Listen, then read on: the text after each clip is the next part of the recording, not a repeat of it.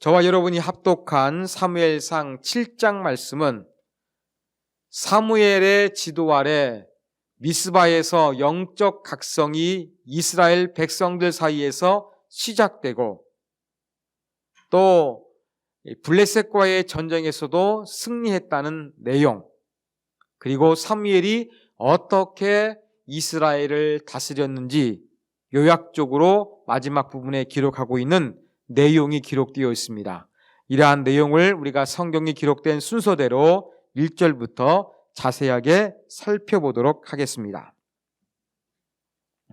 1절 보면 기럇 여아린 사람들이 와서 여호와의 궤를 산에 사는 아비나답 집에 옮겨 놓습니다.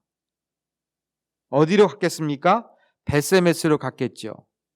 자, 벳세메스 사람들은 법궤가 돌아오자 호기심으로 또 구경거리로 삼아 법궤 안을 들여다 보았다고 말씀을 드렸습니다.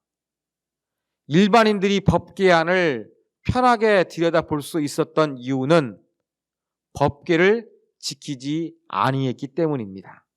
그런데 기럇 여아림 사람들이 벳세메스에서 법궤를 가지고 옮겨가서 아비나답 집에 안치를 했는데 그의 아들 엘리야사를 거룩하게 구별하여 여호와의 궤를 지키게 했습니다. 벳세메스와 같은 불의의 사고가 발생하지 않도록 제사장의 아들에게 이것을 지키라고 명했던 것입니다. 자, 2절은 이렇게 아비나답의 집에 법궤가 있은 지 20년이라는 세월이 흘렀음을 기록합니다. 그러면서 이스라엘 온 족속이 여호와를 사모하니라, 이란 구절이 눈에 뜹니다. 여호와를 사모하니라, 사모한다고 번역된 히브리 원어의 의미는 애통하다는 의미를 가지고 있습니다. 이스라엘 온 족속이 왜 애통했겠습니까?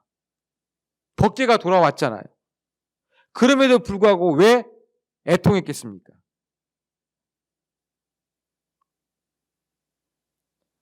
이것은 아직 법궤가 블레셋 사람이 다시 반환을 해서 이스라엘 영토 안으로 들어오긴 했지만 완전히 이스라엘 백성들과 하나님의 관계가 회복되지 아니했기 때문입니다.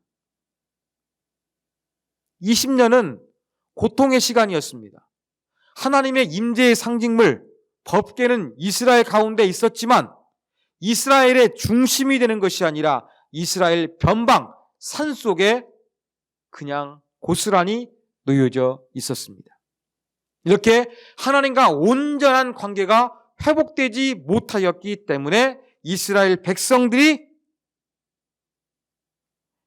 여호와 앞에 애통했던 것입니다. 자, 이렇게 애통하는 이스라엘 백성들의 모습, 마음이 움직였습니다. 그러자 사무엘이 이스라엘 온 족속에게 이렇게 이야기합니다. 만일 너희가 전심으로 여호와께 돌아오려거든 이방 신들과 아스다롯을 너희 중에서 제거하고 너희 마음을 여호와께로 향하여 그만 섬기라. 그렇게 이야기합니다. 전심으로 돌아오라. 이건 마음뿐만 아니라 의지와 감정, 모든 걸 포함하는 그러한 뜻입니다. 자, 모든 걸 다해서 하나님께 일단 마음을 돌이켜라. 그리고 두 번째, 이방 신들과 아스다롯, 즉 우상을 제거하라는 것입니다. 자, 이스라엘을 둘러싼 국가들은 전부 다 다신교를 믿고 있었습니다. 마치 여러 신을 섬기는 것이 유행에 적합하고 또 여러 신들을 믿어야 도움을 많이 얻었을 것으로 생각하는 이러한 문화 가운데 이스라엘 백성들도 흔들렸을 것입니다. 유일신 여호와 하나님만 섬기지 못하고 바알과 아스다롯을 섬겼을 것입니다. 바로 이렇게 하나님만 섬겨야 되는데 여기에 플러스 알파를 더해서 우상들을 섬겼는데 플러스 알파에 더했던 이 우상들을 완전히 제거해야 된다. 그리고 여호와 하나님만을 섬겨야 된다. 이 애통하는 가운데 보다 마음을 굳건히 하고 우상을 제거하고 오직 하나님만 붙들어라. 이렇게 지금 이 영적으로 나아갈 방향을 사무엘이 제시합니다. 그러면서 그리하면 너희를 블레셋 사람의 손에서 건져내시리라. 하나님의 도움이 임할 것이라고 말씀했습니다. 이러한 이야기를 듣고 이스라엘 백성들은 긍정적으로 반응합니다. 바알과 아스다롯을 제거하고 여호와만을 섬깁니다.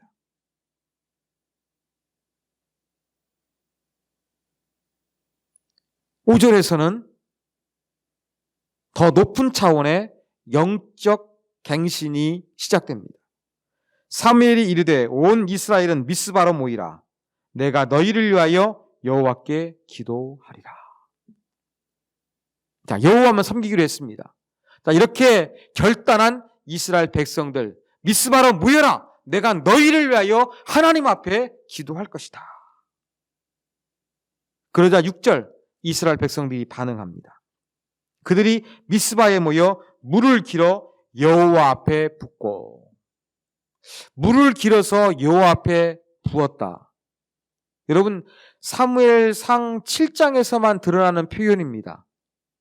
그래서 이 여호와 앞에 물을 불어들이는 의미가 무엇인지 정확하게 알 수가 없습니다. 일종의 이방 신들 가운데서는 기우제라고 하는데 본문에 볼 때는 그러한 의미로 사용될 가능성이 전혀 없습니다. 그냥 물을 붓는 것은 하나님 앞에 뭔가 좀 거룩하고 정결하고 새로워질 그러한 요소로 보시면 되겠습니다. 자, 그 다음에 물을 붓고 그날 종일 금식하고, 금식 아시죠? 생명을 걸고서 하나님 앞에 그렇게 결단하고 나아가는 모습입니다. 그러면서 우리가 여호와 앞에 범죄하였나이다. 하나님 앞에 죄인됨을 고백합니다. 그리고 사무엘이 미스바에서 이스라엘 자손들을 다스렸다는 표현이 등장합니다. 자, 이렇게 이스라엘 자손들이 영적 갱신을 위해서 애통하는 마음 가운데 사무엘의 지도 아래 미스바에서 막 기도하면서 회개하면서 변화가 일어났습니다. 그러자 이 블레셋 사람들은 이스라엘을 치려고 준비하고 있습니다. 그리고 실제 행동했습니다. 어쩌면 이 블레셋 사람들은 이스라엘 백성들이 블레셋에 모인 이유를 뭔가 종교 집회를 한 다음에 자기들을 공격해 올 것이다. 이러한 위기의식을 느끼고 선제적으로 반응했는지도 모릅니다. 이렇게 미스바에서 영적 각성을 펼치고 있는 가운데 블레셋 사람들이 공격해 오니까 다시 이스라엘 백성들 마음 가운데 두려움이 임했습니다. 왜요? 20년 전에 블레셋 사람들에게 패배했기 때문입니다. 전쟁에서 단순히 진 것이 아니라 여호와의 언약궤까지 빼앗긴 쓰라린 기억이 있습니다. 그래서 7절 마지막 보면 블레셋 사람들을 두려워했다 이렇게 표현합니다. 그런데 그래도 미스바에서 사무엘이 그들을 위해서 기도하고 금식하며 나름대로 영적 갱신을 위해서 노력했잖아요. 그래서 그런지 조금 이스라엘 백성들의 모습이 평소와는 좀 다릅니다. 자, 8절. 이스라엘 자손이 사무엘에게 이르되 당신은 우리를 위하여 우리 하나님 여호와께 쉬지 말고 부르짖어 우리를 블레셋 사람들의 손에서 구원하시게 하소서 하니 사무엘에게 기도를 요청하고 있습니다. 그런데 요청하는 내용을 어떻게 표현합니까? 당신은 우리를 위하여 우리 하나님께 이야기합니다. 여러분, 일반적으로 보통 믿음이 없는 경우에 어떻게 표냐? 당신의 하나님께 기도해서 우리를 구원하게 하라, 이렇게 말을 합니다. 당신의 하나님이 아니라 이스라엘 백성들은 말이 바뀌었어요. 우리의 하나님, 이렇게 말하고 있는 거예요. 영적으로 이 새로워졌다는 것을 보여주고 있는 것입니다. 자, 또 한 가지 새로워진 것이 무엇입니까? 이렇게 말하는 표현도 하나님을 우리 하나님이라고 표현합니다. 그리고 어떻게 합니까? 하나님께 기도를 요청하고 있는 거예요. 달라졌어요, 완전히. 전에는 아이고 하나님만 신경 쓰면 안 되겠네, 블레셋이 섬기는 신이 센가 보다, 우리도 다고는 신을 섬기자, 바알을 섬기자, 아스다로 섬기자, 이렇게 반응할 수도 있었을 것인데 그렇지 않아요. 하나님만 붙들고 있습니다. 사무엘이여, 우리를 위해서 우리 하나님께 당신이 기도해 주십시오, 이렇게 달라진 모습을 보여주고 있습니다. 그러자 9절, 사무엘이 젖 먹는 어린 양 한 마리, 난지 8일 이상이 되면 하나님 앞에 얼마든지 제물로 드릴 수가 있었습니다. 이 어린 양 하나를 가져와서 온전한 번제를 드렸다, 그렇게 이야기를 하는데, 온전한 번제는 바로 제물의 어떤 부분도 손대지 않고 모두 태워드리는 번제를 가리키는 것으로 보입니다. 그러자 하나님께서 이 번제와 기도를 들으시고 응답하십니다.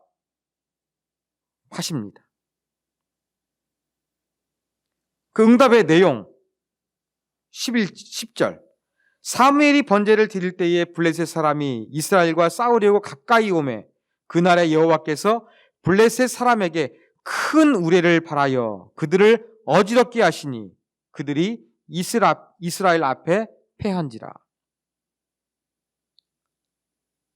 칼과 창, 무기를 가지고 전쟁하러 왔는데 여호와께서 큰 우레, 큰 소리를 발하신 거예요. 큰 소리를 발하시니까 이 블레셋 사람들이 놀래가지고 겁을 먹고 혼비백산해서 도망하게 하신 것입니다.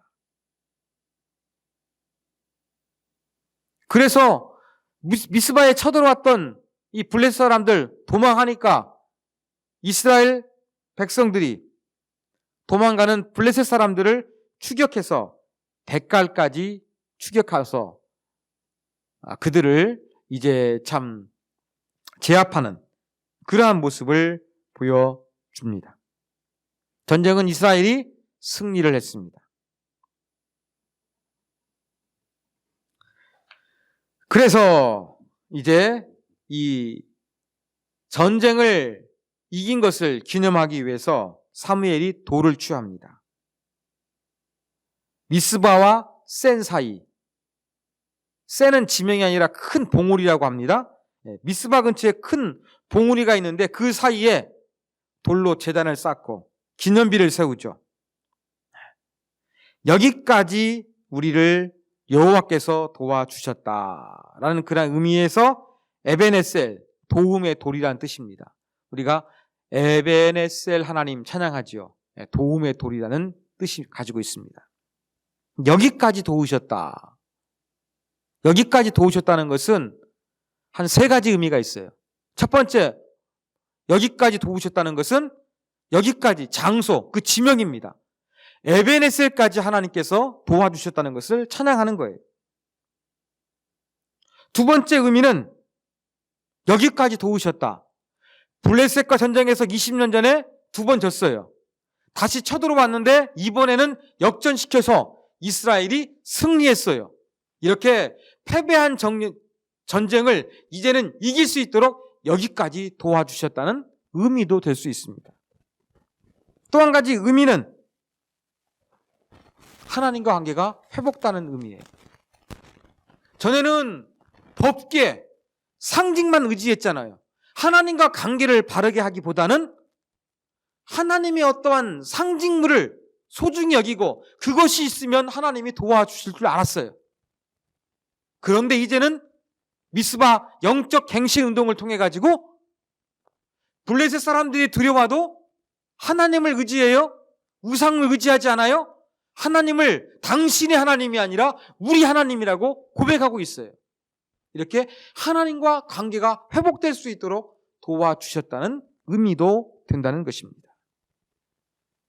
그래서 에벤에셀, 도움의 돌, 이제는 승리의 이름이 되었습니다. 이름은 똑같지만 여러분 앞에서 이스라엘 전쟁 가운데 한번 블레셋에게 패했던 장소가 어디였느냐? 에벤에셀이었어요. 그전에는 에벤에셀에서 패했는데 또 다른 장소인 에벤에셀에서는 승리하게 되는 반전의 역사가 이루어지게 된 것입니다. 자, 이렇게 블레셋 사람들이 전쟁에서 패배하니까 이제는 사무엘이 이스라엘을 다스리고 있는 동안에는 블레셋 사람들이 침범할 틈을 얻지를 못했습니다. 뿐만 아니라 14절 보니까 블레셋 사람들에게 빼앗겼던 영토까지도 다시 회복하게 됩니다. 그리고 14절 끝에 보면은 이스라엘과 아모리 사람들을 언급하고 있는데 이들의 관계도 회복된 거예요. 근데 아모리 사람들은 이스라엘 그 팔레스틴 지역에 좀 흩어져 살았습니다.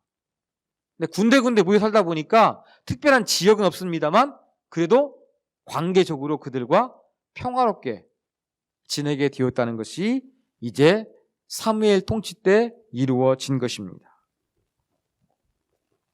자, 그러면서 15절, 16절, 17절은 사무엘의 사역을 요약하고 있습니다. 사무엘이 사는 날 동안에 이스라엘을 다스렸다. 자, 15절, 16절, 17절에서는 공통적으로 등장하는 단어가 이스라엘을 다스렸다라는 표현입니다. 그런데 이 다스렸다는 그러한 표현은 3번 등장하는 것이 사무엘이 삼중직, 사사, 선지자, 제사장의 직무를 암시하는 것처럼 보입니다.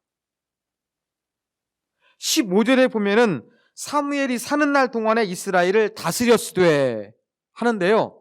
이 다스렸다는 단어가 왕이 다스렸다고 말할 때 사용되는 단어가 아니라 여러분 사사기에서 사사가 다스렸다 할 때 사용되는 단어가 사용되었어요.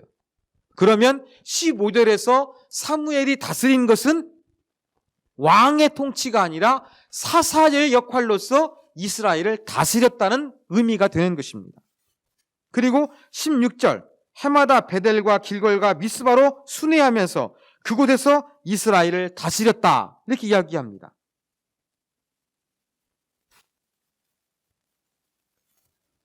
여기에는 선지자적 직무입니다. 여러분 베델, 길갈, 미스바 영적으로 상당히 중요한 지명들이에요.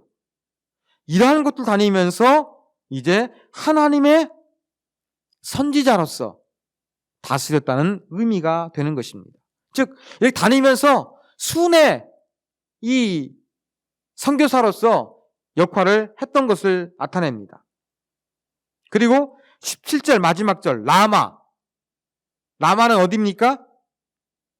어머니 한나가 있었던 곳이죠. 예, 그가 자란 집이에요. 그의 집이 거기 있었어요. 근데 이 라마에서도 다스렸다고 이야기합니다. 그런데 다스렸다는 것과 동시에 뭐가 등장하고 있습니까? 여호와를 위하여 제단을 쌓았도다. 제단 쌓는 건 제사죠. 누가 합니까? 제사장 역할을 했다는 이야기입니다. 그러면서 이렇게 사무엘이 이스라엘을 사사로서, 제사장으로서, 선지자로서 다스렸다는 내용이 7장 후반부에 기록되어 있습니다. 자, 정리 한번 해보겠습니다. 사무엘이 엘리 시대와 달리 이스라엘의 영적인 부흥을 일으켰습니다. 그래서 어떠한 일이 벌어지게 됩니까? 외부적인 문제와 내부적인 문제를 해결했어요. 자, 외부적인 문제, 어떤 문제가 있었습니까? 블레셋에 침략이 있었는데 이것을 막아냈어요. 빼앗겼던, 블레셋 사람들에게 빼앗겼던 영토를 되찾아왔고, 아모리 사람과도 평화롭게 지냈어요. 하여간 사무엘 통치하는 동안에 그 기간 동안만큼은 그래도 어때요? 평화가 찾아왔다는 이야기입니다. 이게 바로 좀 외부적인 문제가 이제는 더 이상 고통스럽지 않도록 정리가 되었다는 것입니다. 자, 내부적인 문제, 어떠한 문제가 있었습니까? 하나님 앞에 바로 설 자가 없었습니다. 거룩하신 여호와 앞에 누가 서리요? 설 수가 없었어요. 그런데 미스바와 같은 영적 갱신을 통해서 사사, 선지자, 제사장의 사역을 통해 가지고 이스라엘의 영적인 부흥이 찾아오게 되었어요. 하나님과 관계가 회복되게 된 거예요. 이렇게 사무엘을 통해서 하나님께서 전쟁에서 놀라운 방법을 통해서 승리케 하시고 외부적인 문제, 내부적인 문제가 해결됐습니다. 그러면 왕이 필요할까요? 필요하지 않을까요? 필요 없는 것 같죠? 필요 없는 것처럼 보입니다. 그런데 어떤 일이 벌어지게 되느냐? 8장에서 살펴보도록 하겠습니다. 자, 이제 우리가 7장을 통해서 배울 수 있는 영적인 교훈 몇 가지 살펴보겠습니다. 첫 번째 교훈입니다. 첫 번째 교훈은 회복이나 평화에 앞서 영적 갱신이 필요하다는 것을 배웁니다.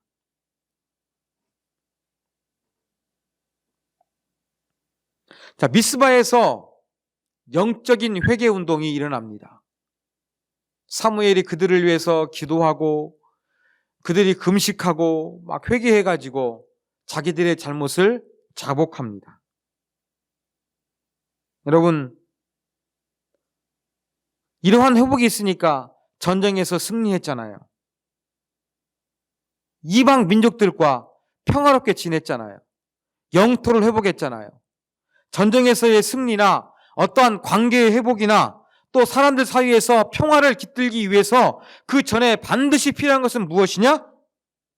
영적 갱신이 필요하다는 교훈을 얻습니다. 여러분, 미스바에서 영적 갱신이 일어났던 것처럼 우리들에게도 영적 갱신이 일어나게 되는 집회가 필요해요. 그런데 대규모로 모이는 집회는 정말로 많이 있어요. 그렇지만 이 나라와 또 이 그리스도인들을 온전히 새롭게 하는 영적 갱신으로는 연결되지 못하는 경우가 너무나 많이 있습니다. 많은 사람들을 모아놓고 뭔가 하긴 하는데 근본적으로 사람들이 달라지지는 않는 거예요. 그 이유가 무엇이겠습니까?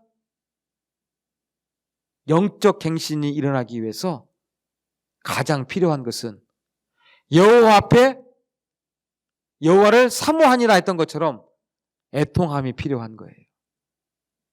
하나님과 관계가 제대로 이루어지지 못해서 내가 힘들구나, 고통스러운 현실이구나, 이러한 애통하는 마음을 갖는 것에부터 이러한 것이 영적 갱신이 시작되는 거예요.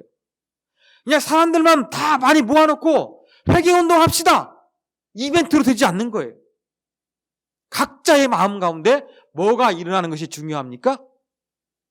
하나님과 관계가 온전하지 못해서 이것을 아파하고 고통스러워하고 어찌할 바 모르는 이러한 영적인 참 안타까운 모습, 이것을 주님 앞에 갖는 것이 가장 근본적인 것입니다. 하나님 앞에서 하나님과 관계가 바르지 못해서 아파하는 것, 고통스러워하는 것, 이것으로부터 영적 각성이 일어납니다. 이러한 사람들이 모여가지고 하나님께 기도할 때 변화가 일어납니다.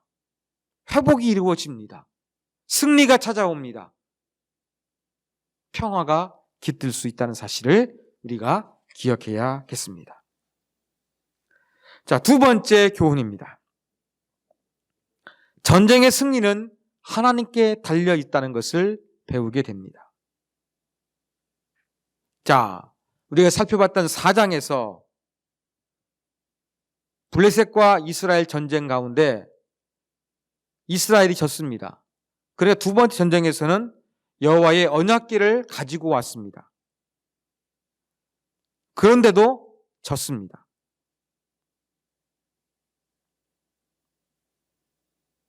그런데 이번에는 이겼습니다. 언약궤가 있었습니까? 없었습니까? 없었습니다. 하나님께 드린 건 뭡니까? 미스바에서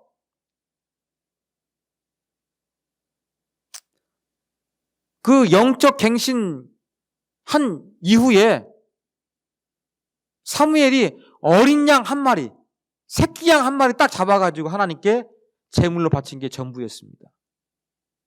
사무엘이 기럇 여아림 아비나달 집에서 법궤를 가져오라 이렇게 명하지 않았습니다.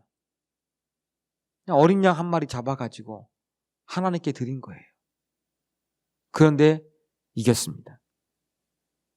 여러분, 어떠한 종교적인 상징물이 있느냐, 법궤가 드려야 되느냐, 법궤가 있어야 되느냐, 어린 양을 드려야 되느냐, 이게 문제가 아닙니다. 전쟁에서의 승리는 하나님과의 바른 관계입니다. 바른 관계를 맺었을 때 이스라엘은 승리했다는 사실을 우리가 기억해야 되겠습니다. 마지막 세 번째 교훈입니다. 우리는 에베네셀의 하나님을 의지해야 한다는 교훈을 얻습니다. 자, 이스라엘 백성들이 군사력을 의지하려고 했을 때 패배했습니다. 하나님의 상징물 언약궤를 의지하려고 했을 때에도 역시 패배했습니다. 이렇게 하나님과의 관계보다 알고 있는 성경에 나와 있는 방법들, 세상적인 사고나 해결책들 이런 걸로 해결하려고 그러면 문제가 해결되지 않습니다. 그런데 하나님을 의지하니까 어떠한 고백이 나오는 거예요? 도움의 돌, 여기까지 하나님께서 우리를 인도해 주셨다는 고백이 나오는 거예요. 우리도 정말 여기까지 인도하신 하나님을 고백할 수 있는 신앙이 되었으면 좋겠습니다. 지금 내가 서 있는 자리까지 하나님 인도해 주셨다. 내가 과거에 실패했지만 믿음으로 살 수 있도록 여기까지 인도해 주셨다. 나와 하나님과 관계가 완전히 평화롭게 될 수 있도록 여기까지 인도해 주셨다. 이렇게 우리는 여기까지 우리를 인도하시는, 우리에게 참된 도움이 되시는 이 에베네셀의 하나님을 언제나 꽉 붙잡고 신앙생활해야 할 것입니다. 나 자신, 내 가정, 나의 직장이나 사업장, 또 내가 섬기는 교회, 바로 여기까지 도우시는 하나님, 그 하나님만을 의지하면서, 여기까지 도와주실 하나님을 의지하면서 하나님 통치 가운데, 하나님의 말씀 가운데, 하나님의 뜻 가운데, 하나님의 주권 가운데 모든 것을 맡겨드릴 수 있는 이러한 자세가 우리 가운데 필요합니다. 에베네셀의 하나님, 여기까지 인도하시는 하나님을 의지해야 우리의 삶에 모든 것이 평화와 잘 풀린다는 사실을 반드시 기억해야 할 것입니다.